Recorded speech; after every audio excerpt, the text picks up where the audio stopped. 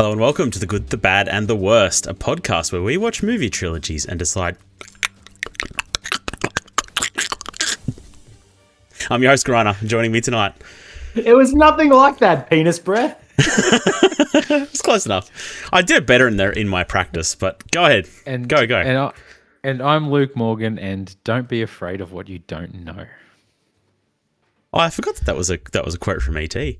Of course, everybody's talking about the Spielberg's First Contact trilogy, Close Encounters of the Third Kind, E.T. the Extraterrestrial, and Disclosure Day. And of course, that's what we are talking about tonight. Guys, I've got a confession to make. I don't know if you remember this, and you guys are probably too young. I'm probably too old. In the 70s, in the mid-90s, there was alien hysteria, and I remember it well, and I know the cause. It was the X-Files. The X-Files is 100% to blame. But in 1995, there was a documentary, and for those listening at home, I'm doing air quotes around documentary, called Alien Autopsy. And that absolutely scared the shit out of me as a 7-year-old kid. Supposedly real footage of aliens being autopsied, aliens here on Earth. It was presented as real by some scummy network. It was a whole thing. And in the lead up, what were they playing on TV? Close Encounters of the Third Kind and E.T. the Extraterrestrial. And do you know what I was terrified of as a kid? E.T. Aliens. Aliens. And I have a weird relationship with these movies. I found them terrifying as a kid. I'm not sure how to feel about them as an adult. What were you guys scared of as kids? Did you guys have a thing that just like scared you? Irrationally, rationally, I don't care. I need to feel like I'm not alone here. Okay, I'll go down the rabbit hole. I have a couple of different weird things that I was scared of. I was really scared of Nemesis from Resident Evil, just like terrified of even the image of him. And I remember my brothers put the disc or the case of the game in my room when I was a kid, and I'd wake up and the game would be there and it would scare me. Ghostface from Scream, again, older brothers, really awful people, came in with a glow in the dark ghost face mask in the middle of the night with a big butcher's knife and would traumatize me. Legitimately, they knew I was scared of it, and they'd come in and threaten to kill me with it, and it was horrifying. And I remember watching this movie, and I can't even remember what it is, but there was a scene, and it was in some African village, and there's these people that were having a coughing fit, and they were trying to hide from this killer lion that was outside, and they were there coughing, and this lion, the lion was the horror creature of the movie. I'm not sure what movie it is. And anyway, this guy coughing alerted the lion to where they were, and the lion came and ate them. So I was terrified of coughing as a kid at night because I was worried a lion would be outside in Sydney and come and eat me. In case you want to solve your problem, I think that movie is The Ghost in the Darkness. I know that movie. Yeah, okay. So, yeah, I saw it as a kid, and I just remember I'd be coughing at night and almost in tears, oh my God, the lion's going to come eat me. So, yeah, completely irrational. Probably not many lions in Sydney, where I was. So, yeah. Just a few at the zoo. Yeah, but you never know. You never know. Exactly. Yeah. I feel like you had none. I feel like you were exposed to horror from age one. I had a few. I was scared of Democrats. Carnies, carnival folk. Not having enough milk on my breakfast because my brothers drink it all. Things like that. And then I don't know. X-Files is probably a good example. Some of my earliest memories are of the X-Files and being terrified of that, and that definitely warped my morbid fascination because that was forever a show that I knew was terrifying, but I was the way horror does, where you're that's creepy and it's taboo, and I'm so interested, even though I know it's bad and it frightens me. And that was definitely a pivotal text for that. I don't know if there's any specific thing that I was overly scared of though, aliens or lions. I don't know if there's one certain thing of I'm scared of X. Yeah. Okay. I mean, it is an awful social media platform, so I would be scared of it. I think that's good. There's a lot of truth on there. Yeah. A lot of real people saying what we're all thinking, mostly. Yep. Good satire. Conan's really going for that right-wing audience tonight. I'm hoping Pauline comes on. She funds this and comes on. Yeah, exactly. Of course, this is a Spielberg trilogy. Now, Spielberg has featured here before. We did Jurassic Park. And that's the only one I could think of. Do you guys have any others in your head that we've done of his? I think that's it, right? No, Indiana Jones. Oh, Indiana Jones, of course. Yeah. This is our second First Contact trilogy. That's right. So if you want to hear our thoughts on the other legitimate First Contact trilogy, which was Contact, 2001: A Space Odyssey, and Arrival. Check that out. It was literally just a few weeks ago. I actually listened to it in preparation for this because I was worried I was going to ask you guys the same questions. But we solved we had the question, do you guys believe in aliens? I couldn't do that again tonight because so go back and listen to that podcast. Let's do that again because that's all I was thinking about with this. I'm like, we're talking aliens again. Oh, we'll get into that later. Has your opinion changed? I could quote you from the previous podcast if you like, but I don't even remember what I said. He just changes his opinion with the weeks. You were basically, yes, I believe there must be. That doesn't sound like me at all. He quoted. That's Luke. You said, as a man of the cloth without the cloth, and that was a reference to Contact. But that's funny. I feel like it should preclude me from believing in aliens, but I can't say that I don't. It was basically the gist of what you said. Luke was very pro-alien, and I don't believe it's possible. But see, I was saying that it was... I feel like what I meant to say was that it's possible, and I'm open to that realm of possibility. I don't know if I do. You did hedge your bets a bit. You were more or less that. So playing the middleman. I'm agnostic. Sitting on the fence. That's what I do. I'm agnostic to the aliens. Yeah, you don't want to piss off the alien overlords in case they do come and kill the non-believers. But ghosts. We're talking about ghosts. I am pro in the ghost camp. Big on ghosts, are you? Absolutely. I don't want to be big on ghosts. Any of them ever come out of the walls and just don't fit. What out of the walls? Nothing. What are they doing out of the walls? You should watch. I think you should leave. Big Evan cum shot. All right, we're off track. Let's get into some stats. We got off track ever since that noise started, but yeah, stats. All right. Close Encounters of the Third Kind came out in 1977, had a budget of $20 million, made $306 million at the box office. E.T. the Extraterrestrial, supposedly in 1982, had a budget of $10 million and made $797 million at the box office. Damn. Disclosure Day came out this year, only 3 weeks ago or so, 2 weeks ago. $115 million budget, made $160 million at the box office so far. Critical reception. 90 for Close Encounters, 92 for E.T., and 74 for Disclosure Day. This might be like one of the highest rated trilogies we've ever done, weirdly enough. Yeah. Do you guys... I personally feel those older movies are rated quite highly. Mm-hmm. Wait, sorry, those two specific, or you just mean older movies in general? No, those two specifically. Is what he's trying to say. Oh, yeah. I'm saying I did not feel 90 and 92 about Close Encounters and E.T. the Extraterrestrial. No. Without going into it, I agree. We will talk about that, yes. Yeah, I mean, they're pivotal movies in some ways, though, which I guess we'll get into. Which will go into our First Contact trilogy, the 2001: A Space Odyssey discussion. Kind of. Well, through that film. Similar vein of things. Now, do you guys want to do this chronologically, or should we do it reverse chronologically, since everybody's here to listen to our opinions on Disclosure Day? No one is. No, of course they are. Everyone is It's the here. new hotness. No, we can start in 1977 if you want. I don't care. Okay. We'll do that. Actually, no. We have to start the proper way because understanding Disclosure Day, you have to understand Close Encounters. You know what? You made a joke last week that all of Spielberg's movies are because his parents got divorced, and I couldn't help but watch these movies with that lens and be like, holy shit, Conan is right all of the time. That's not my original take. That's like...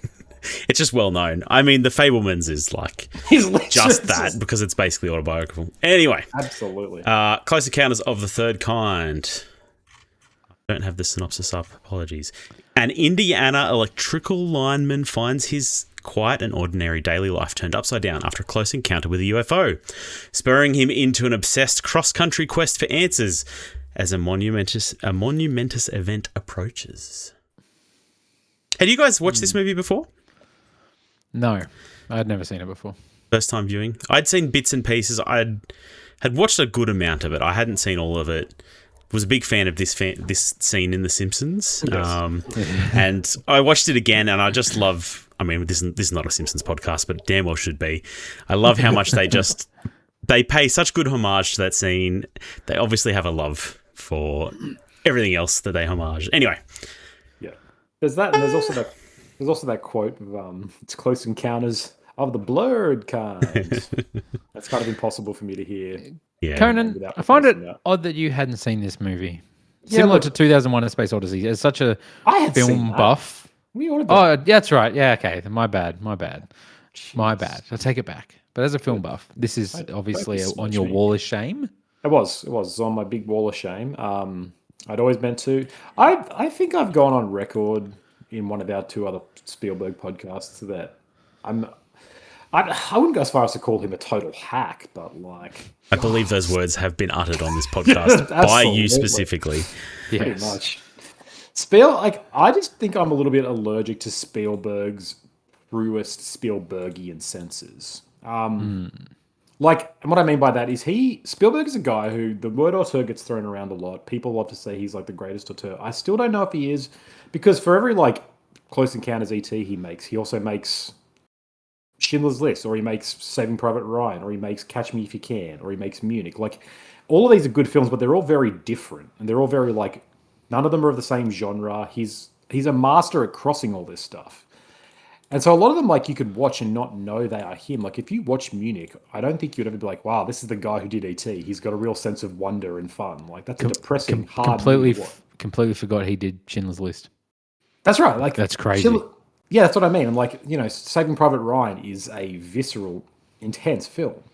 And so those movies are all incredible. And so I don't hate all of his stuff. Like, I love, you know, Raiders is like a masterpiece. A lot of his Jaws is amazing. All these films, a lot of his films he's made are masterpieces. But he'd have to be one of the best of all time. Top 5 directors of all time, undoubtedly. Like, but you know, a complete hack.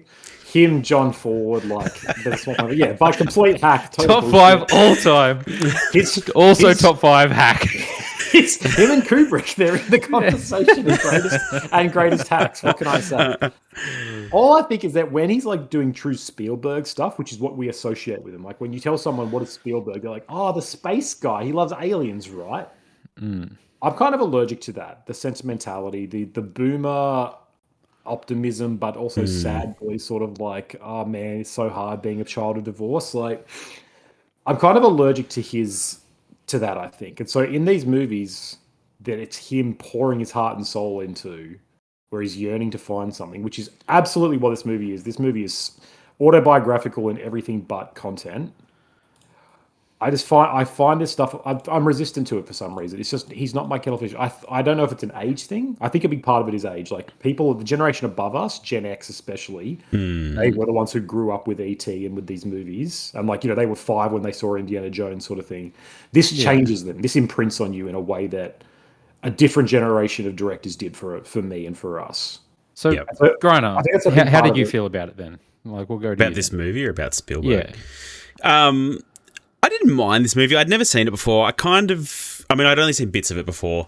I kind of agree with you, Conan, on Spielberg. Like, I feel like he's I feel like he's a really good director, but he's almost like the default director in some ways. Like, there's nothing about him that feels really unique. Like, you're right, I can't point to, that's a Spielberg movie, whereas I can with like Tarantino or something like that. And so at the same time, it almost just feels kind of boring and not I don't know. Like, it's a weird feeling, right? Like, it's just perfectly adequate, very, very well made, master of his craft, but also kind of not interesting at the same way. Like, empty, yeah. Not empty, but I don't know. I just don't feel it from him. Yeah, because he's a technical filmmaker. Like he knows how to block better than anyone. He knows how to stage shots. He knows how to run a film set and get his team doing stuff and like get performances out of children and get John Williams to make some incredible music and get his cinematographers to get like some beautiful shots in this movie. Like some of the scenes in this film are gorgeous to look at. He sort of knows how to. He's like the best at being a filmmaker. But there's a reason why he's only written 3 movies, and even then, they're like this is one of them, and this is rewritten by like 9 people. It's because his sensibilities I think are kind of lacking. Like technically, he's probably easily one of the greatest. But there's something lacking in them that doesn't gel with me. Anyway, to be specific about this movie, not a big fan. I think it's okay. It's too long. I say this about too many movies. I just have no attention span in 2026. I'm sorry. I'm sorry, filmmakers. It just feels long, it's not in a hurry to get anywhere. No. A lot of this movie is like, I don't like the characters in this movie. Like the linesman guy, the main character guy is just so unlikable. I'm not sure we're supposed to like barrack for him, but him like just tearing his family apart, and it's almost presented like his wife is being unreasonable here when he's filling his. She's a bitch. She's a straight up bitch. Really? Yeah, Ronnie, what's the deal? Like filling his living room with dirt and carving this. Destroys this monolith. the house. Yeah. Then goes and just hooks up with another crazy lady. Like it's, I don't know. And then you've got the woman who loses her child, and she's kind of painted as insane as well. When that was like, that's a traumatic scene. That scene scarred me as a young person for sure.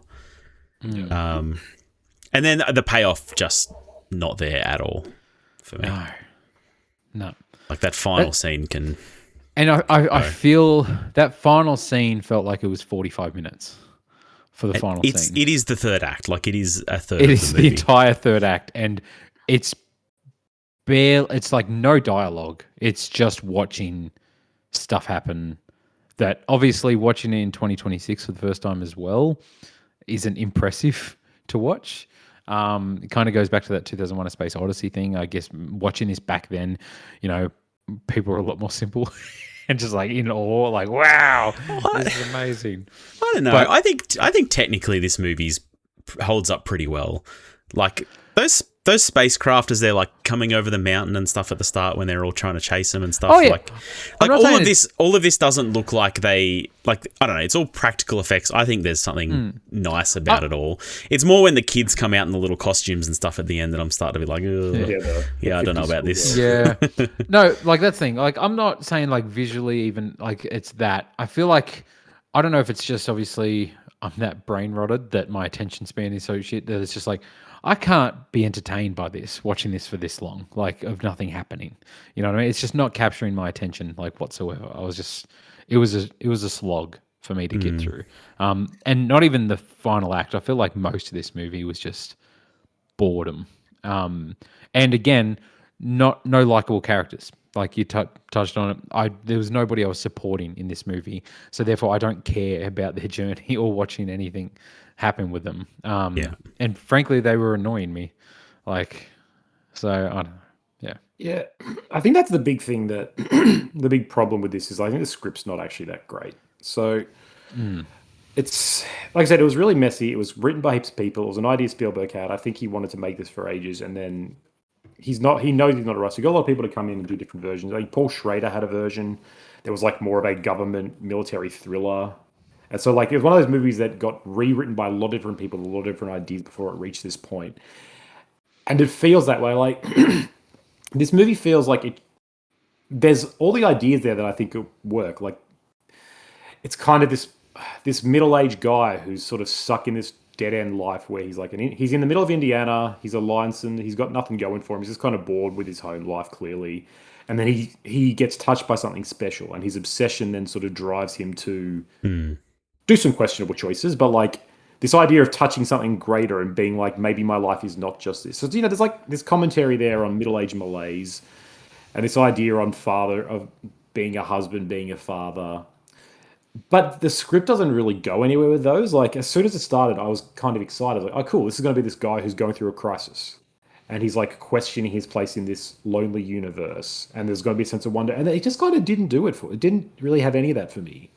Where even though I think the practical effects are good, I think the visuals are good. Like, there's a lot of scenes in this that are gorgeous. The sky looks amazing in scenes, like the cloud forming, all that. I really liked all the ideas here this movie. I just think the script's pretty weak and doesn't do anything. Like, and to your point, yeah, it just kind of meanders and it spends a lot of time just with them. And like the mashed potato scene's great because it's like he kind of breaks down and he's going crazy. He's like, I don't know what this is. Yeah. But then you're right, like his wife's kind of, I don't know, I couldn't really connect with her well. Yeah. The payoff on that is like the wife and kids leave and you never hear from them again. Like it's as if they didn't exist and didn't matter. Yeah. And yeah. Yeah, this was written, like Spielberg wrote this before he had kids, and he's gone on the record as saying, "Is like I would write this differently if I had kids." Because he knows that like Roy leaving his family, and it's been like, "Great, I'm going to space." It's now. not just a decision you make on a Tuesday afternoon. Like, yeah, I'll never see them again. Yeah, I'm going to pursue this career now. It's pretty whack. Yeah. But then again, this movie's a fascinating artifact as a Spielberg cipher. Like this is Denis Villeneuve said this in like a special screening. This this is a guy. This is about his obsession with film, where he's like devoting himself to one specific thing at the cost of his family and friends and everything, and becoming the best at something. This is clearly him being like yearning for some families, some family or some greater meaning of the family unit. Like as a child of divorce, like this is everything he's trying to say, and he's trying to figure it out in the movie. The problem is that he hasn't figured that out. And so he's trying to write this movie to figure it out. Like it's a form of almost therapy. Yeah. And I think it would have been better if there was some sense in him of like, oh, this is what I'm trying to say. Let's tighten this up a bit. Yeah. But it's like he's figuring something out, which I respect, but I just do not enjoy. Yeah. Much. Yeah, there's an interesting take on this as well, like looking at his religious upbringing and Orthodox Jewish family and like kind of trying to leave that behind, and like I don't know, there's a sense in this that Roy knows something and he's got the truth and he's trying to get it out there. Yeah, when you said that about his family, I should look into Spielberg because I don't really know anything about him. And then watching these movies, it's like, yeah, he really is just like working through his relationship with his family and religion and a few other things through these movies, which I do respect, but I think they all have a problem with like actually having something meaningful to say at the end of working that out, I guess. Like, let's try and explore a topic and then kind of trip over ourselves till we come to some weird conclusion that's not really a good payoff. Yeah, it feels to me like it's because his answer is then like I've made a movie and that's the answer here. And so it's kind of like this metatextual, he's like, this is it. I've solved the crisis by there just being a great 40 minutes at the end where like two machines do jazz at each other, which in the 70s was probably would have been a lot more impressive. Yeah. And that's kind of, I feel like that's the answer he's come to. He's like, it's because all of his movies, he makes sense of the world by making movies. That's why he is so good at what he does. It's how he perceives, it's how he controls, it's how he relates. But then in the proper textually, it doesn't have a solution, or it doesn't really answer fulfill any of the big ideas. Yeah. Yeah, I know. What do you guys make of the incredible critical reception? Because, yeah, like 90 on Metacritic, Roger Ebert loved this movie, like very highly regarded by most critics. I don't know. Why do you guys have a reason you think that might be? I mean, looking at it, like it does seem like a lot of it is the visuals, right? Like in 1977, it is visually still impressive today. It would have been extremely impressive going to a cinema and watching this movie. Like, it definitely would have been an experience. I do think it's interesting, and it's not just this movie, but like all of his alien encounters are benevolent as well. Like he doesn't, none of the aliens are out to get us except for War of the Worlds, which is not really his story anyway. But I wonder if that's like an interesting take that is kind of impressive in 1977 as well. I think so. I think it was one of the first to sort of do that. It'd be like aliens. Maybe we're not just all going to die. It's like coming out. It's sort of towards the tail end of the Cold War. So aliens are no longer quite representing the Ruskies. Yep. There's more of like this. Yeah, it's leading into America's sort of quote unquote golden era of the 80s where Reagan's promising prosperity and stuff like. Yeah. I sort of see. I think that is really fascinating. Like he kind of revolutionizes that idea. Even though aliens would definitely be evil, like they'd be straight up after our blood, man. Yeah. Anything else we want to say about Close Encounters? No. No, I mean, I do like. I'm just going through my notes, making sure we've said everything else. You talked about that. Like this movie does have things I like it has more comedy than I actually thought it was expecting it to. Like there's good slapstick. The moment when he's like the abduction happens in the truck, or like it passes over his truck and the torch turns back on and he screams. Like I got a few laughs in this movie that I genuinely was not expecting. So there is some funny stuff to it. And that scene where he's on the road and he's looking at the map and he's kind of like freaking out, everything's moving, like all that stuff is really cool. Gets sunburnt from the light. Yeah. Like that's a really cool idea. That's a really cool thing. The practical effects there of like the house freaking out. And there's that great scene where what is her name? Not his wife, the other one. Where they come Barry's back. mum. Yeah. Jillian, is it? Is it Jillian? Yeah, Jillian. Where they come back to take Barry and she opens the door. It's like bright red outside and it silhouettes her and Barry. Like there's some incredible shots in this that are iconic that I knew that before I'd ever seen this movie. Obviously going up to Devil's Peak is really iconic. And they're all good. I just don't think it just doesn't really cohese for me. It doesn't come together.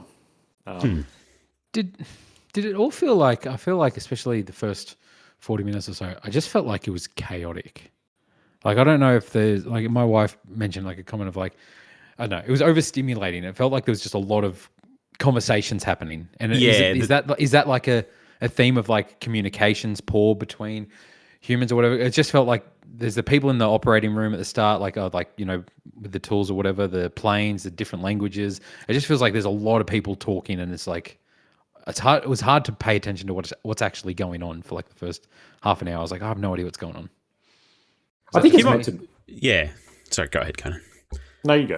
I was going to say, you might be right. Like, I think there is a bit of a theme at the end of like, music is the universal language and here's how we can communicate with each other and it's ordered and it makes sense. But yeah, like that, there's that family scene at home where they're all just talking over the top of each other. The son's in the background destroying this doll on this bed. That doll. It's like, pretty funny itself. And then the dad is just so checked out and not even interested in what's going on. And yeah. I had Nam flashbacks to my own house sometimes when it gets a bit hectic, but Yeah. I think it's all meant to be. Like Spielberg's from a family. I think he has 3 younger sisters or 4 younger sisters. So like, big family that would have happened. I think like the whole subplot of Francois Truffaut, which is a weird casting, very famous French filmmaker, like one of the most important in history, being cast in this.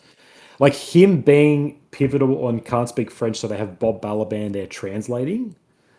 Like that's a clear focus of like communication and miscommunication and the need to sort of work together. And then this supreme being coming down and like communicating without the thing that divides us, which is language. Like I think that's all very intentional, and the chaos and that operating room where they're like speaking military jargon about it, and it's meant to sort of be a bit chaotic and like alienating almost. You're meant to not feel like you know what's going on. So I guess it works in that way. Yeah. So best film of the year of the past 50 years. Damn. Okay. According to who? We just said everything works. Yeah, of course. What do you guys think of like Greys as an alien design? I kind of looked into him a bit after watching this movie because I'm like, because it's a grey in Disclosure Day as well. And then I had a look into it and like this design for aliens has been going back to like the 1880s. It's very classic. We keep coming back to this alien design. It's because that's what they look like. So it's, they're short. They kind of got a big head, large eyes generally, grey skin. Okay. Like the little kid alien design in Like particular. the Blue Dubba Dibba Da Die song. Yeah, you but know, the- like them people. The cliche, what you sort of imagine an alien to be. Yeah. Then they get called greys, but There's got to be a reason behind it. That's what they look like. interesting.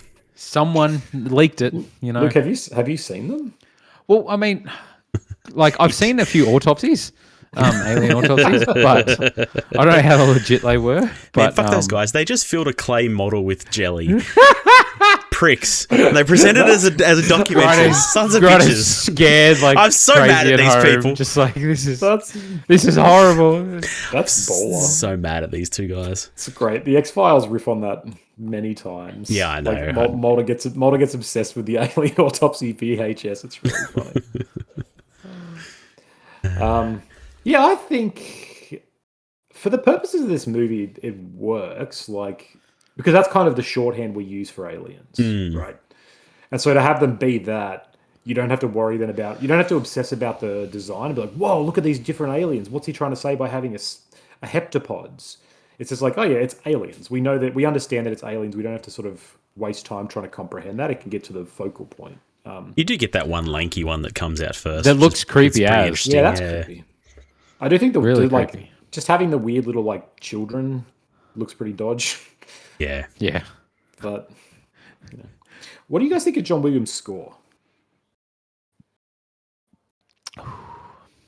Look, I'm a composer guy. Like I love my composers and my music. Obviously, But John Williams is a probably- hack, right? probably similar to Spielberg, you know, top 5 of all time. John Williams is top 5 of all time, Top but he's five also, hacks. but it's like you can tell, like they all sound the same. Like a John Williams soundtrack is a John Williams soundtrack. You could put the music from this in a Star Wars movie and it sounds like it makes sense. You could put a Star Wars song in Harry Potter and it sounds like it makes sense. I hear the same tunes over and over. Home Alone sounds like stuff from Harry Potter. Like Home Alone sounds like stuff from Star Wars. Great, iconic. Like he's created some of the most iconic themes of all time. You cannot Like take that away. literally the most iconic themes of all time. Like literally, Jaws, Harry Potter, Indiana Jones. Like there's probably Jurassic no Park, one yeah. better. You know what I mean? At creating iconic jingles. I will say most of the scores sound very, very similar. You can say that about a lot of they've got composers, styles. though. Like they've got a style, they've got a range that they work in or whatever. But yeah, I mean, I don't totally disagree with you though. And it's not a bad thing. Like there's a nostalgia to it. Like you associate it with that movie, and it's like, oh, okay, I'm watching a 90s Spielberg movie, and there's my John Williams sound, you know. But yeah, I wouldn't say he's got a broad range of music, but iconic themes can't do better. who makes scores like this? Bum. My boy Hans. And you'll right. say you'll say he's amazing, and every Yeah. theme he does is unique, right? Absolutely. Yeah, I don't. At the risk of this whole podcast just being us agreeing that all these talented people are hacks, just for some reason I don't know what it is. John Williams just does not gel with me either. I'm allergic to these things. I really like his themes. Like a lot of his themes I really like. Is his like other interstitial music that exciting? Maybe not, but Yeah, that's exactly it. His themes are like 10 out of 10 masterpieces. Cannot deny. Like the entire world would recognize Jaws. Jaws, Star Wars, Jurassic Park. the Indiana amount of Jones, John like- Williams themes that I whistle on the regular is pretty high. Like the Jaws theme is sharks now. Like anybody talks about sharks, they just that's the song that plays in their head. So Yeah, and even broader, just like danger, right? She's like, Yeah. what is danger? You associate with that's an incredible feat. But yeah, it's all such a the good theme. I don't know that word, but interstitial. Is that what it is? the score, like Yeah, like those little like there's almost like transient pieces in between, or like the other Yep. thing. I don't gel with. I always, especially in not so much in this, but in like Disclosure Day, which we'll talk about. I really butted up against it. It was like took me out of it. But I've known guys my age. Like a good friend of mine is really like he studied music because of John Williams. So it still sticks with some people. It's never synced with have me. you told him you think he's a hack? day I met him, I was like, he's a hack, you're a hack. Damn. All right, let's move on. E.T. the Extraterrestrial came out in 1982. A troubled child summons the courage to help a friendly alien escape from Earth and return to his home planet. So, Luke, you watched this with your kids. I watched this with my daughter. Yeah. How'd she go with it? Was she scared of it at all, or was she into it? No, she wasn't scared at all. But like, my daughter is 8 years old. She watches some gnarly shit Like, online. like she has watched Stranger Things. So, and yeah, there was stuff in Stranger Things she would cover her eyes that was like, especially in the later seasons, you know. But I still think even the first season of Stranger Things is scarier than anything that's in ET. Yeah. Sure. By far. And so yeah, no issue at all. Like she found the movie sad in the sad parts. Like she got upset. She got attached to ET. She really enjoyed the movie. No memory of her being scared. I can't even imagine what scene scared her. I didn't find it scary. What's her thoughts of John Williams? She think he's a bit of a hack? She, as we were watching it, she's like, another John Williams score, Dad. Bit of a hack, this guy. I was like, It's I just know. like there's someone inspired. Yeah. She's playing. She puts She's Hans like, Zimmer on. she's like, this is no Hans Zimmer or Howard Shore. Let me tell you. And I was like, oh, yes. Oh, of never. course, the mum and dad are separated. Classic Spielberg, right? That's what. Yeah, she's saying, exactly, exactly. She's like, oh, another one. Oy vey. But very cinema literate. Yeah. no, so yeah, but she enjoyed the movie. And yeah, didn't have any issues with it. You guys, your kids were scared, or? Oh, I didn't even like attempt it, but my daughter probably would have just been bored, to be honest. She's got that Gen Alpha, attention span to some degree. This is no K-pop Demon Hunters, let me tell you. Yeah. But I think she genuinely would have been scared. I was scared of this movie at her age. We have some similarities there, me and her. But has she seen Alien Autopsy? I play the ad all the time, so she knows it's out You there. just play the ad, Which is all I ever saw as well, by the way. Yeah. But she knows there's a real documentary out there where they cut an alien up. Like, that's the important thing That's to make the her only thing fear. that is. I keep the VHS in my house, so my kids know there's something. messed Play up it there. periodically. Yeah. I have to make sure she will not go outside at night, okay? It's the only way I know how to do it. Every now and then, I wheel in the old square TV with the VHS and just like watch this ad. Crank that. Just No, know I mean, if this you don't- exists. If you don't want to go outside, you should have shown her this because there's some pretty scary scenes where like kids carrying pizzas around and people throwing balls at it. Yeah, I wanted to show this to my daughter, and I was like, great, finally an adult kids movie that she can watch. My wife wasn't very keen, and as soon as I started it, I was like, yeah, she would not get through this at all. Like my daughter's very sensitive; she would get terrified by this. But it is one of those like Spielberg kind of invents that 80s kids film, the Stranger Things thing of kids films that are also like sneakily horror films. Like you watch this, it's like obviously I feel like everyone's always said this. The amount of like homage that Stranger Things plays to ET, like there's bike scenes of Elle lifting their bikes up, sort It's of like thing. one Like for one in some. it's parts, one for yeah. one in so much, and I feel like that's why my daughter liked it so much. She was like, "Oh my god, they've copied this off Stranger Things." I was like, "Yes, they did." Spielberg hack. Spielberg's a hack. So she really liked the Stranger Things vibe, and she was like, "Man, this is such like an '80s vibe." And I was like, "Yeah, there's like there's a reason." Because it literally is. Yeah. But penis breath is a very underutilized it's a cracker. curse. It should It's a make a great comeback. word, and it's pretty early on too. I was just like, oh damn, okay, we're just throwing it out there. I haven't heard that phrase in a long time. I feel like the 80s knew how to do kids insults, right? Like they were making up vocabulary left, right, and center. It's even like the first scene, like the mum's bending over, one of the kids is like going to poke her in the butt. Like what? Like this is a different time, man. This is a different time. It really is. Yeah. Yeah, it did make me wonder, like, because I wanted to show my daughter because it was like, I think kids in the 80s went and saw this. Like, parents took their 5-year-olds to see this movie. And that was normal. Definitely. Like, I definitely saw things much worse than this at 5 years old. I was like, oh, yeah, that's what you do, right? And then I had the same thought, like, wow, this is different. Like, probably not right that we did, but also, are we raising a generation of squibs? Maybe. Maybe my daughter needs to be petrified by aliens to grow up strong. She needs to see some alien autopsies. Like, Because we between you and all me, like, do. Like she's a bit soft, you know. People are like, the teachers are like, yeah, she's a bit soft, and I'm like, it's good. It's like, don't worry, 6th birthday is alien autopsy, and they're like, good, kudos. The theme is alien autopsies. The cake will be an alien, and we cut it open. The cake will be filled Jello with jelly, inside. Yeah. Yeah, classic. Love that. But yeah, I'd never seen this movie either. Really? Yeah. That's- Had you seen it Another before, Luke? Wallace? Like, I felt like I was like, no, I've never sat down and watched ET. As I'm watching it, I was like, I know I've seen this as a kid. Like, Yeah, sure. I would have had to have seen this as a kid. But yeah, I've never, as a fully formed adult, have watched this movie. But I felt like everything. I was like, there was nothing that happened where I was like, I don't know what's going to happen. I was like, Yeah. oh yeah, that's right. This is where they go out and they see Yoda. Like, I don't know if it's just I've seen so many clips from the movies or what. I knew how everything went basically. So Yeah. Sorry, It's go ahead, imprinted Conan.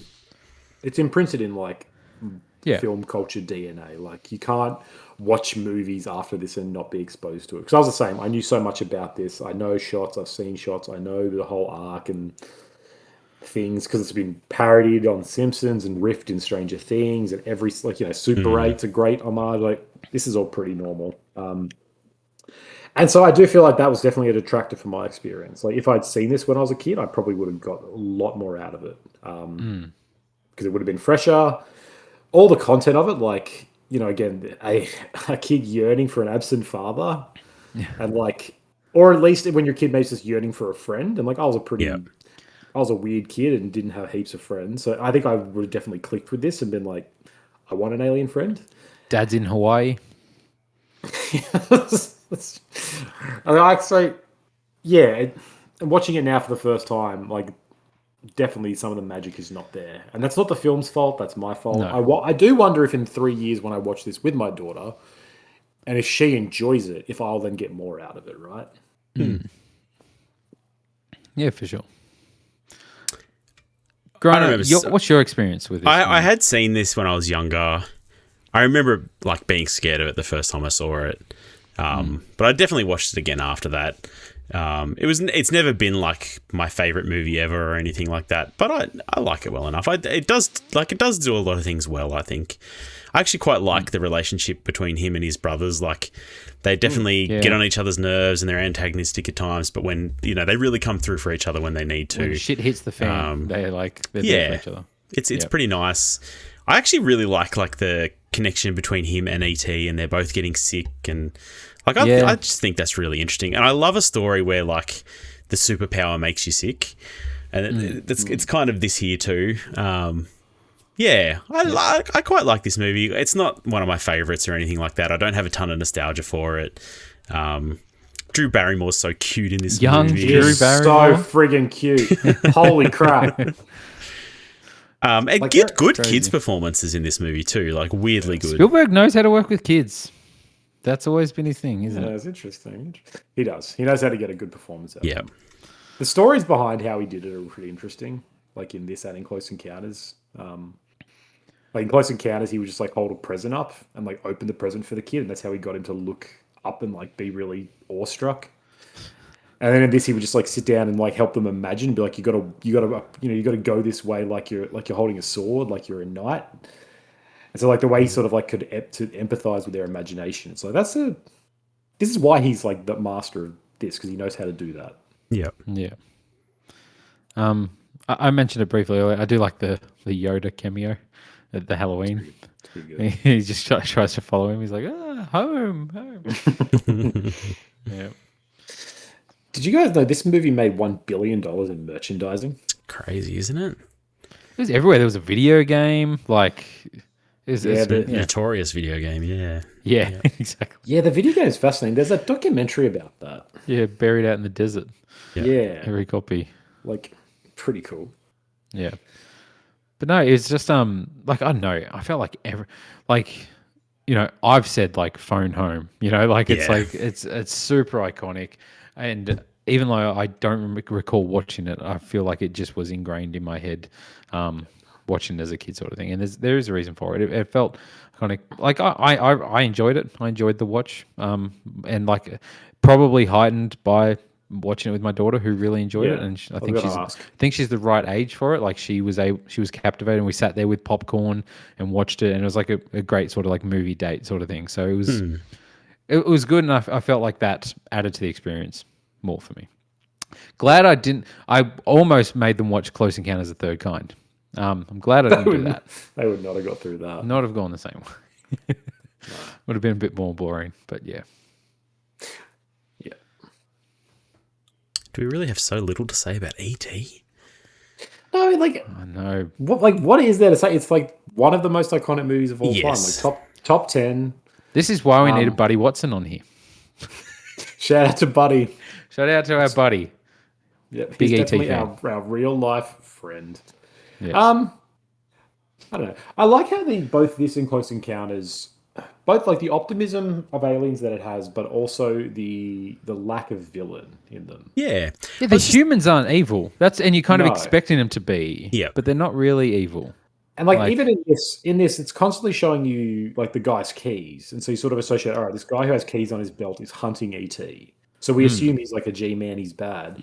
But then he's not. He's also just trying to like sort of get an answer, and he's not actually a bad guy. He's just, and then he's got that line where he says, "I've been waiting for this since I was 10 years old as well." It's like, oh, you're just like Elliot. Like you've been this kid who you just didn't get the chance to meet him, but you still want to have this. Like as we all do, we all want to touch the otherworldly supreme entity in some way. It's just it's fascinating how these movies work because there's no antagonist, and so the antagonist is like, I guess, time or The situation.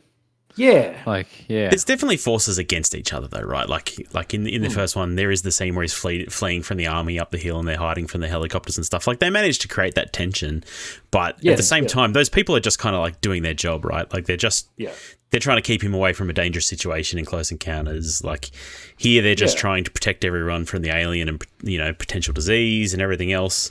And yet, we still managed to get some really good action scenes of the kids getting away from them. Bikes. Yeah.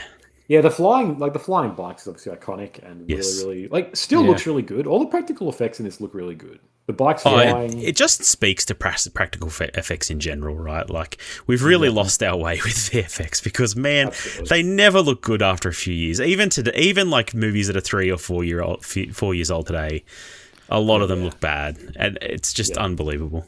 What if I told you that there's this new thing? It's called artificial intelligence, and it can do it for a fraction of the price. Tell me more. If you invest $500 billion into my startup, okay, and use all the water in Australia, you can. You're guaranteed infinite returns. Yes. Like the moon, the bikes are in front of the moon. Like I've seen that 1,000 times, but seeing it again, it's like, shit, that's really cool. Yeah, and like it just. Yeah, I don't know. Just like there's a value to trying to recreate shots that maybe don't make logistical sense, but just look really good. Like, I don't think the moon would have been that big, and you could really argue and be like, "Oh, well, I don't know how this is working exactly," but it just looks fantastic. It's like, cool. Yeah. That's that becomes like the logo for Amblin Entertainment and stuff. And exactly. and obviously, ET looks really good. Like the doll itself with like the extending neck, the weird eyes, like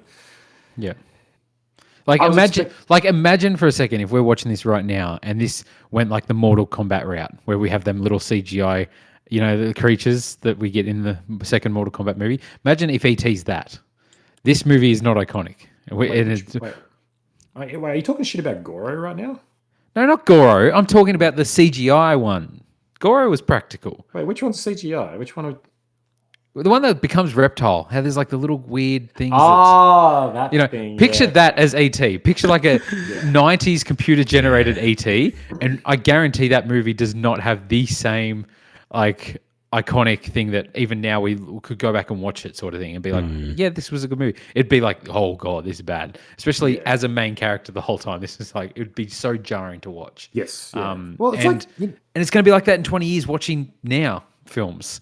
Practical effects, it's just like Lord of the Rings holds up when it was practical. Lord of the Rings holds up better than The Hobbit does because The Hobbit went so digital where Lord of the Rings stayed practical. It's crazy. Do you know who else holds up? Grogu. Yes. That little Yoda bitch, he will always hold up. Yes, that's exactly. Right. And he raises his little hands. It's like, God bless you. But on the opposite argument, Is puppet Yoda better than CGI Yoda? Absolutely. Absolutely. Grana? Yeah, I mean, I don't know. There's definitely I like the puppet Yoda movies better than the CGI Yoda movies too. But yeah, does him flipping around and stuff look as good in puppet form? Yeah. Probably not. But Make the can't puppet do do that, and exactly. all right. Disclosure Day came out a couple of weeks ago, 2026. If you found out you weren't alone, and if someone proved it to you, would that frighten you? Grana? That's a weird synopsis. What a synopsis! I'm there. Grana. Spielberg himself wrote that.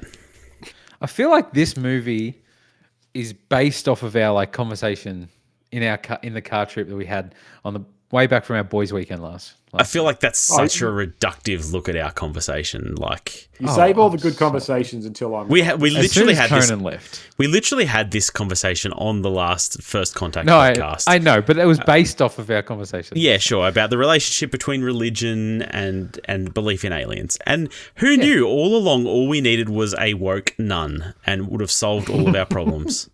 That's all we needed. Yeah, what was the line? The nun says a line about something about why. I wish I'd wrote it down. She says something about why wouldn't this exist if we believe in God, or something to basically say that you can believe in God and believe in aliens. And there was a moment, me and Grana, we looked at each other's eyes and we were just like, damn. It was basically he came to save Damn. everyone. It was basically he came to save everyone on Earth, right? Like she added on Earth to the end of a Bible Oh verse. yeah, and Grana was like, mind blown. He's I'm like, converted. damn, I thought I'd have to quit Christianity if there was an alien. Now I don't. He's like, But it's this all is- right. It saved me. So yeah, no. Conan, what were your thoughts on this movie? Yeah, this movie literalizes a lot of it's what it's trying to say with that. There's a lot of conversations about can we have aliens in religion, and a lot of hand wringing about that, and then a lot of woke nuns being like, absolutely, don't even stress about it, guys. We'll never talk about it again. Yeah. There's a pretty insufferable conversation between Josh O'Connor and his girlfriend, where she's literally like, "Whoa, don't do that. We need religion for stability and structure." And they have this long conversation about how if you upturn the social order, the entire world collapses. And it's like no human being has ever spoken this way, ever. Not even essays are written this way. It's so unnatural. And That's what played was off as weird because it was quote for quote what Griner was telling me in the car about because I was telling him I have proof about aliens, and he was like, you can't release it, Luke. You don't you gotta don't show people the alien autopsy. And I was like, no, you got to know. It's this is the real one, I swear. It's just that scene specific. I'll talk about it more, but that scene specifically pissed me off because she's so militantly you can't do this. It might upset people. Straight up as well. Yeah, and she's she's just found out that aliens exist. And she's like, and it's and that's her concern is just well, this might make society be a bit uneasy. So let's keep religion. You've just learned that your entire faith is based on a lie, essentially, and now you're but let's not disturb this because we don't want anyone to get upset. It's that's the stupidest fucking thing I've ever heard. It's really nonsensical. But besides that, this movie was okay. Yeah. Luke, you were pretty hot on this coming out of the cinema. Are you still hot on it 2 weeks later? I enjoyed it. I enjoyed this movie. I was keen for it going in. Like I said, I don't have any major thing with Spielberg thinking he's a hack or thinking he's some visionary. So I was just I'm excited. I like Emily Blunt. I like Aliens. I'm a fan of Aliens. The trailers interested me. I really liked the trailers and the whole the clicking sounds and all that. There was something eerie about it. I was like, this is cool. Wyatt Russell, love him. He's my guy. He's also here. Yes. Yes, he is. He's funny. He's great. He's That's great. fine. He's pretty small role. He's a great dirtbag, isn't he? Yeah, he's pretty good dirtbag. Dirtbags. Yeah, but an understandable dirtbag. She's kind of unreasonable, and he goes with the flow for a fair bit. But I had fun with this movie. I know, I feel like people talked it up too much. There was a lot of talk, and we talked about it after the movie. People saying, "Oh, this is the movie the world needs right now."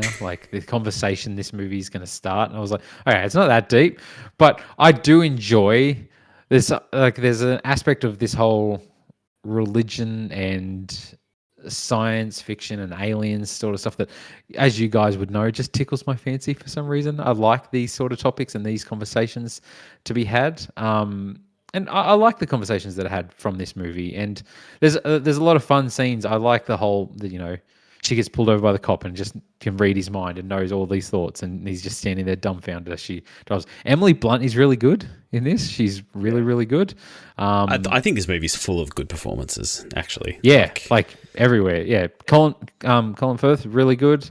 Josh O'Connor's become one of my favorite actors. He's been in a lot of good movies the last few years, but he's good. His character's kind of. He's not my favorite. He's not my favorite in this movie, but yeah. No. Yeah, I was hoping this would lead to Knives Out 3, because I was like, he's in a church. I was like, maybe this is where they convert him, Josh Brolin's going to come out and start confessing. I do declare that aliens exist. Oh, man. Him in this movie would have just put it over for me. Would have made it perfect. 10 out of 10. Yeah. Sorry, go ahead. Yeah. No, you go. I was going to say, I like this movie for the most part. I think it has a really strong first act. I really like the kind of the thriller mystery.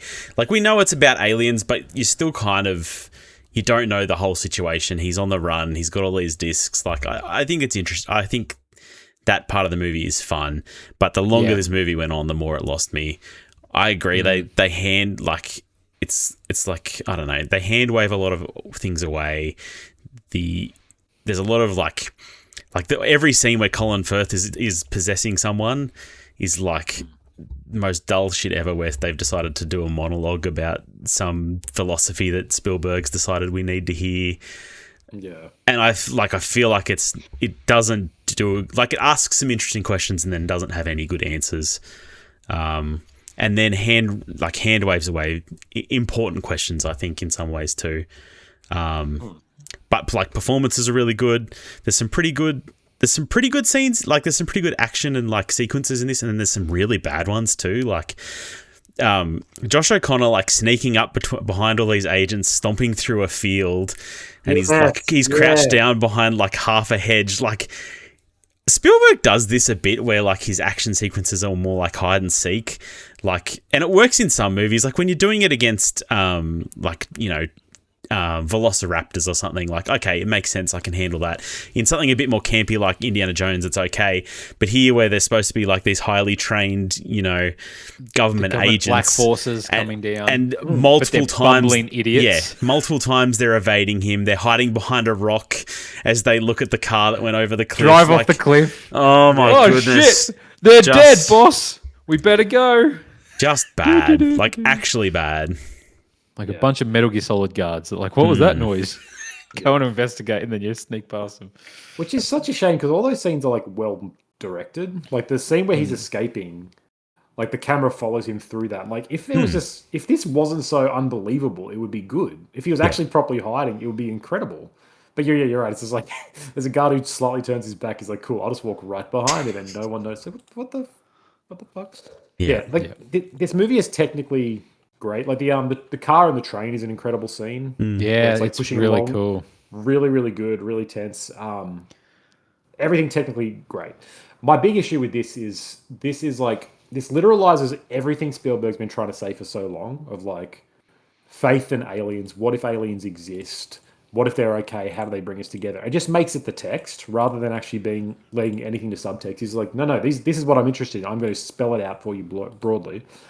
And then he answers that with a really, really disconnected, oblivious, trite answer of don't worry, the media, it assumes the media is reliable and all-reaching. This is I don't want to sound dismissive, but this is a boomer who's we just need to fix.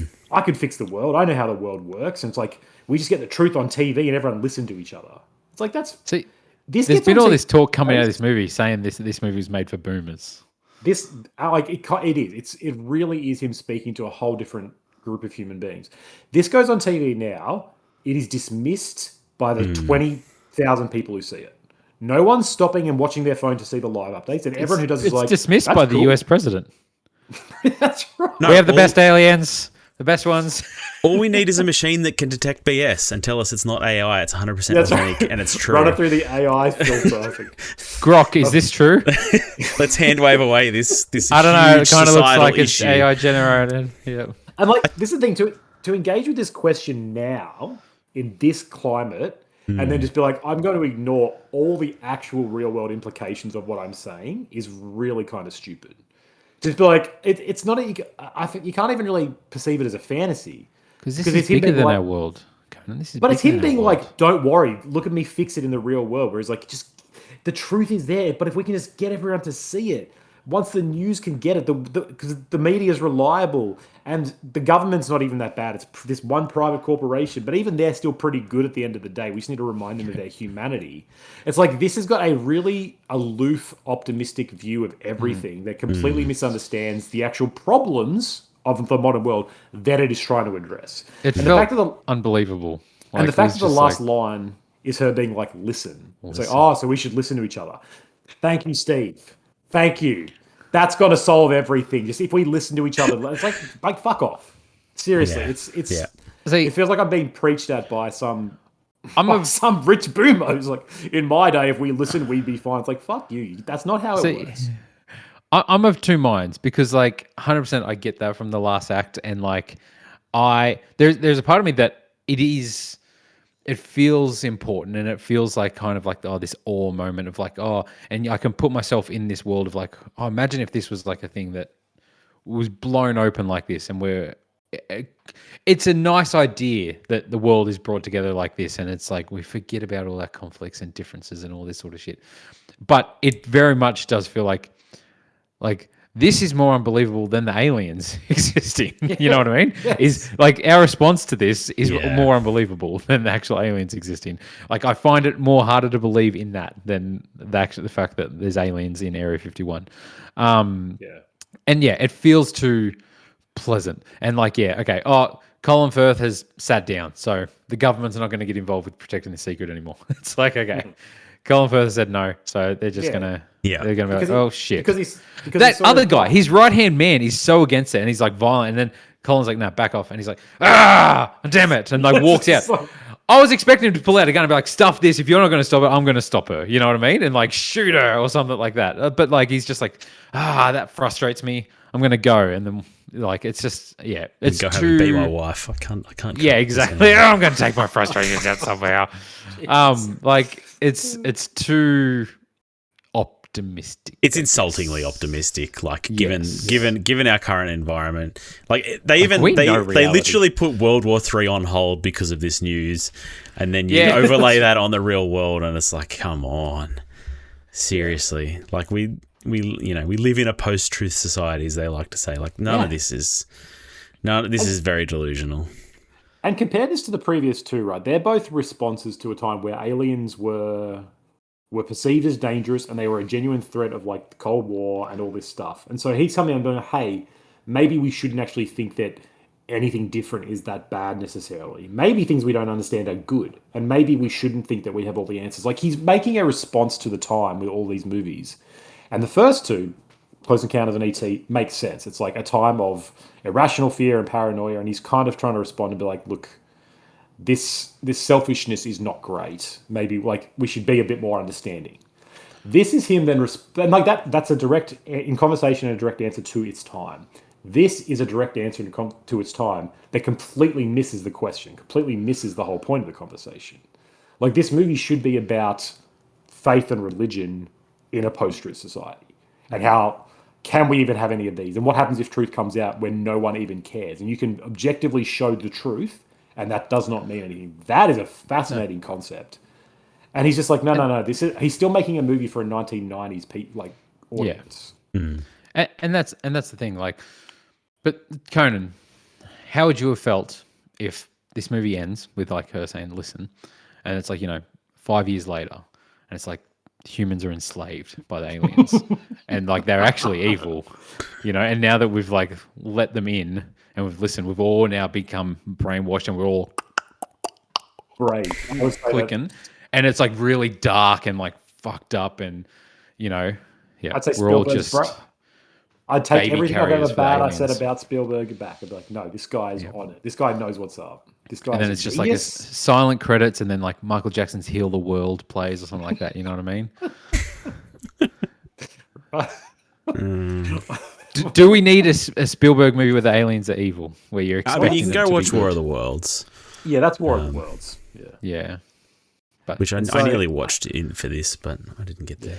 I'm not saying that I need it to be an evil one. I'm okay with being no, optimistic. I know. I just do it properly. Like, I just No, and that's the thing. We live in a world where unbelievable, heinous shit is proved to be real, and it is the next day. It's not on the news anymore. The next day, it is literally yes. like, who cares? This is happening. The And it's next not- one. And it's not Yes, not believed by half the population. And then we Yeah. have the opposite, where false things are presented as truth, and then actively believed and shared by a portion of the population as well. Yeah. Like we. like we're policies lost. are made on that, and Yeah. that is all. Yes, it's This movie belongs 15, 20 years ago. like it really doesn't. This feels like him saying what he's wanted to say. It's like, why didn't you say? Why now? Why not 20 years ago? It's like, But plus there's also also- why in general. You've made 2 other films that say this, plus 20 other But films. there's that also a basically say part of this. me that's like, it's not bad to escape every now and again. I enjoyed the ride. I enjoyed the thought that we could just live in this peaceful society, you know? It's not. I guess I just found that the fantasy is some like you said though. The fantasy is almost hard to believe. And like, just have aliens, and I don't know. I found it even hard to escape in this because I'm like, that's so silly. This is modern day, and it's not even. It's trying to be like. It's trying to address the real time. Make an actual fantasy. Don't be like it's a fantasy, but based right now that could be, because it can't be. And that's the thing. I agree with what Griner said earlier, as in like the first half of this movie, I was really like captivated more, and I was like excited, and there's the chase and like, all that sort of stuff. But the more it goes on, it's like, well, what was I expecting? Like, if you were to tell me, oh, what's on these secret tapes about aliens, it's like, okay, well, that, like, there's nothing shocking like from what we see. Like, oh, what, the U.S. government, like, there were alien autopsies. What? Yes, like, I could have told you this. We had documentaries in the 90s about this shit. Like, all the tapes were you knew just about alien this. autopsy. Like, It's that was just like- such a huge theme. But, like, it's like there's nothing shocking about what we see. It's just like, okay, well, yeah, that's par for the course. Like, this is kind of what I expected would be on these tapes. So Yeah. it's not like if there was something that was on there where it's getting broadcast to the world, and at the same time we're watching it like, oh, holy shit. Like, this But you is want crazy. Spielberg to actually disclose something? That'd be interesting. No, but like, do something where it's like, oh, cool. Like they bred them together, and our last 3 presidents have been aliens or some shit like that. Imagine, like, imagine if the final scene was just like the Epstein files. It's just It's just been broadcast, all the Yeah. Epstein files, and then every now and again it's like mentions, and one of the aliens visited as well. But like, here's the Epstein files. It's like, oh, but we've seen what happens with that. They don't give a shit. no, nobody the problem cares, is right? that Spielberg might be in there. We don't know. True. He's like, stop looking at the Epstein files. Aliens. Is it aliens? I really liked the performance of the anchor at the end. Like, say what you will about the subtext, the actual her performance of like breaking this news and kind of struggling on air to articulate it and breaking up about it. Like, I thought that was really well done. Like, I actually really, I don't know, I connected with it. It was effective, yeah. And kind of interesting that it's not like you'd think that would go to the lead. Like, you'd think Emily Blunt is delivering this address that we've been waiting in the movie sort of thing. And for it to just go to this random anchor that we haven't seen before, that's then doing this powerful speech for like the next 5 minutes sort of thing. Yeah, it was an interesting choice. And she's so good because she is a former news anchor. There you go. Oh, there you go. So she knows what's up. Yeah, she is really good. Yeah. The other 2 leads are good. What did you guys think of his girlfriend, played by Eve Hewson? I really liked her Who? too. Bono's daughter. Nepo baby. Oh, there you go. See, I don't know. I thought she was kind of meh. I liked her. Yeah. Okay. I liked her well Nothing. enough. Yeah. You like Not do you like Bono? a Do you like Bono as standout. well? Not especially. doesn't. He's okay. He doesn't. He dislikes him. I remember him telling me he dislikes Bono. I dislike Bono. Yeah. I didn't not a standout performance or anything like that, but Yeah. yeah. I don't know. I something jarring about her. I thought I was like, why? I don't know, why is she here? There's definitely like there's an attempt at like a love story here that doesn't land at all. Like he talks about how his brain doesn't work except when he found her and all this stuff, but like it's kind of not. It's just nothing. Like I don't know. Like a lot of this movie, it doesn't really go anywhere and doesn't really have anything interesting to say. But yeah. So again, this is written by David Koepp, and he has written a bunch of Spielberg stuff. Like he wrote, I think the original Jurassic, one of the Jurassics. Yeah, you're right. Jurassic Park. Stir of Echoes. That's a good movie. Stir of Echoes is a good film. Stir of Echoes pod's coming up. There's at least 2 of those. But yeah, I don't know. I think he's a bit of a flawed writer, and this movie unfortunately reeks of that. He wrote the original Spider-Man, the Raimi Spider-Man. Hey. Yeah, that's because Sam Raimi he's the supreme being. Yeah. So the script here is not great, is my point. And you're like, even his whole motivate, like Josh O'Connor's whole thing, where he's like, he's an ex-crim, and he gives that sort of talk at the end where he's like, I was visited in college and it broke me, and I'm so good at maths and coding and tech stuff that I can't even connect with human beings anymore. Like, show us that. Show him being really weird, or show him doing incredibly good maths tech stuff, rather than just then telling us about it. Like Emily Blunt gets to do her whole mind reading shtick, but yeah, he's somehow a maths genius, and he writes a bunch of equations on a note in a hotel at one point, and that's about it. Like that's it. They don't even do it. They do nothing with that except for reveal his location. That's right. So yeah. And it was. I find it kind of weird how like they connect these two characters with this traumatic childhood experience and then present it as something beautiful and something that had to happen and something like these kids were abducted, and this it clearly fucked them up for most of their life. Like they were probed, man. It's messed up. I don't know. I found that kind of messed up. No, I agree. They don't engage with that at all. Yeah. No. Did you guys like Coleman Domingo as Hugo? His job is literally just exposition. Yes. And yeah. He's a good choice for it. Like Coleman Domingo has a good voice. He's and a good charismatic. A good gravitas to him. So he's kind of the perfect casting for that. But yeah, the character's super lacking. Yeah. Yep. I mean, I'm looking at David Koepp's career. He's actually written a lot of good stuff, but this movie is just not one of them. Hack.